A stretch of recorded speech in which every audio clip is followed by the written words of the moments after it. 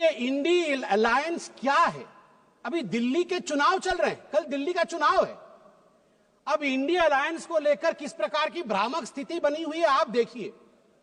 नाम लेना मना है, इसलिए बिना नाम लिए ही मैं बता देता हूं। टी शर्ट और मफलर के बीच लड़ाई चल रही है। टी शर्ट भी इंडिया अलायंस में है और मफलर भी इंडिया अलायंस में है। और टी शर्ट ने भाषण दिया है, पटपड़गंज में मैं भाषण को पढ़ के सुना रहा हूं। टी शर्ट ने कहा है, टी शर्ट हाँ उसी पे है, दिल्ली भी भारत में आता है। टी शर्ट ने कहा है, उन्होंने एक नई तरीके की राजनीति की बात की थी, माने मफलर ने, उन्होंने एक नई तरीके की राजनीति की बात की थी।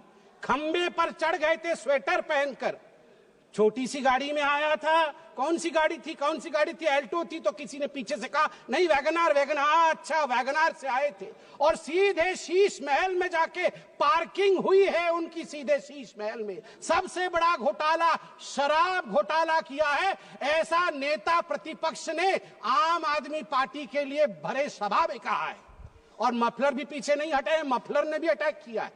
मफलर ने भी कहा है टी शर्ट को कि टी शर्ट और टी शर्ट के जीजाजी ये दोनों नेशनल हेराल्ड केस में जेल के अंदर चक्की पीसने चाहिए।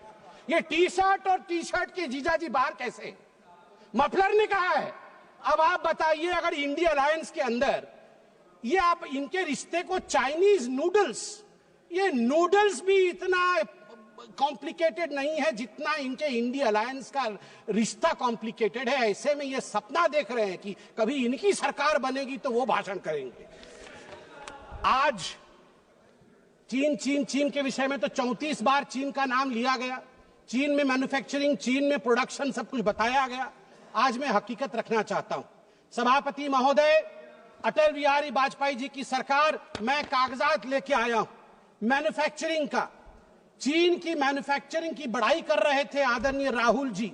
2004 में अटल बिहारी वाजपेयी जी के कार्यकाल में India China bilateral trade had set a new record with a total trade touching $13.6 billion and India was enjoying a comfortable trade surplus of $1.75 billion।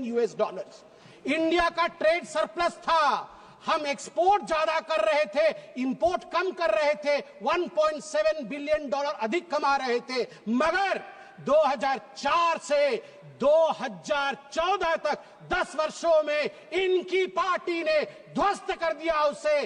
25 गुना जो डेफिसिट होता है, ट्रेड डेफिसिट, वो बढ़ा के रख दिया इंडिया और चाइना के बीच में। मैं आज सवाल पूछना चाहता हूं, यही करार हुआ था क्या? ये जो दोनों गए थे चीन में, MOU साइन हुआ था शी जिनपिंग के साथ, राहुल गांधी जी ने किया था क्या? यही करार किया था? आप बताइए। अब अनएम्प्लॉयमेंट के विषय में बातचीत हुई थी। अनएम्प्लॉयमेंट का रिकॉर्ड यहां मैं स्ट्रेट रखना चाहता हूं। RBI, KLEMS, capital, labour, energy, material और सर्विसेज, इसके माध्यम से देश का एम्प्लॉयमेंट निर्धारित होता है।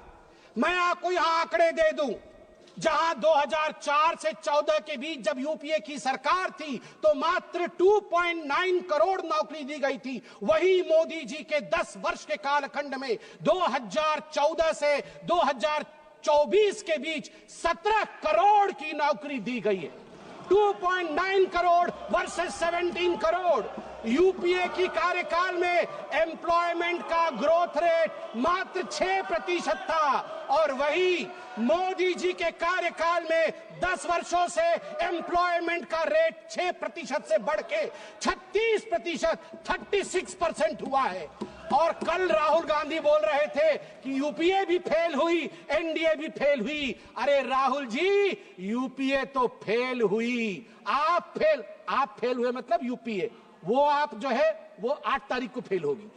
आप तो फेल हुए ही हुए हैं, मगर हम डिस्टिंक्शन के साथ पास हुए हैं, डिस्टिंक्शन के साथ। युवाओं के बारे में राहुल जी बोल रहे थे। इंडिया स्किल रिपोर्ट पढ़िए साहब, India skill report. Youth employment of graduates singularly and drastically increase from 33.95% in 2013 to 54.81% in 2024। ये जंप है, ये छलांग है मोदी जी के अंतर्गत। सभापति महोदय, अधिक समय नहीं लूंगा। मैं आपको दो और छोटे छोटे विषय हैं, गंभीर विषय है, वो रखना चाहता हूं। एक विषय है चीन को लेकर।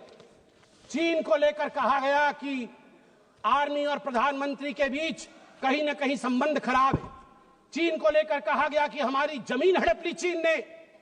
38,000 वर्ग किलोमीटर, 38,000 स्क्वायर किलोमीटर भारतवर्ष का जमीन चचा नेहरू ने चीन को दिया था। और मैं यहां पर ऑन रिकॉर्ड नेहरू जी के भाषण को रख रहा हूं। नेहरू जी ने भाषण देते हुए अक्षय चिन्ह पर जब अटैक हुआ था उनके ऊपर इसी पार्लियामेंट में, तो नेहरू जी ने क्या कहा था, ध्यान से सुनिए नेहरू जी ने क्या कहा था। Not a blade of grass grows there, not a blade of grass grows there, 17,000 feet high, uninhabitable, and we didn't even know where it is, तो हमने दे दिया। तो आप जानते हैं सभापति महोदय, महावीर त्यागी जो खुद कांग्रेस के ही मंत्री थे नेहरू जी के कैबिनेट के, वो खड़े हुए और महावीर त्यागी जी के बाल नहीं थे, उन्होंने अपना सर दिखाया और कहा, Nehru ji, this head, bald head, does not grow any hair. Should I give the head to someone else? Should I give the head to someone else? तो नेहरू जी भी शर्मिंदा हो गए थे, आर्मी, अंत कर रहा हूं साहब, आर्मी, ये गंभीर विषय है, मुझे और 2 मिनट दीजिए। आर्मी को लेकर राहुल जी ने कहा कि मोदी जी और आर्मी के बीच खाई है। मैं 2012 के एक आर्टिकल की ओर जो इंडियन एक्सप्रेस में छपा था, आपका ध्यान आकृष्ट करना चाहता हूं। हर किसी को वो आर्टिकल पढ़ना चाहिए। The January night Raisina hill was spooked, 2 key army units moved towards Delhi without notifying government। और इस आर्टिकल में कहा गया है, मनमोहन सिंह जी को और गांधी परिवार को लगा था कि आर्मी तख्ता पलट कर रही है। अंत में द्रौपदी मुर्मू जी, जो महामहिम राष्ट्रपति है, वो मेरे राज्य से आती है, वे उड़ीसा से आती है। इसलिए जब उनको पुअर लेडी और पुअर थिंग कहा जाएगा, उड़िया अस्मिता कभी चुप नहीं रहेगा। मैं बोलूंगा, ऐ जगदम्ब मदम्ब कदम्ब हवन प्रियवासिनी हासरते, शिखरि शिरोमणि तुंग हिमालय शृंग निजालय मध्य गते, मधु मधुरे मधु कैटभ भंजिनी रासरते, जय जय हे महिषासुर मर्दिनी रम्य कपर्दिनी शैलसुते। भारत की नारी दुर्गा है। और यहां शिव जी की बात राहुल जी करते हैं, आदि देव शिव है, आद्य शक्ति मां दुर्गा है। याद रखिए, हमारी राष्ट्रपति आदिवासी है, आदि काल से जिसके ऊपर जल, जमीन और इस पूरे जंगल का आशीर्वाद हो, उनको बेचारा कहना उचित नहीं है। और याद रखिए, जगन्नाथ जी की भूमि से आती है। द्रौपदी मुर्मू जी जगन्नाथ जी की भक्त है, और जगन्नाथ महाप्रभु जिसके पीछे खड़े हैं, वो भक्त कभी बेचारा नहीं हो सकता है।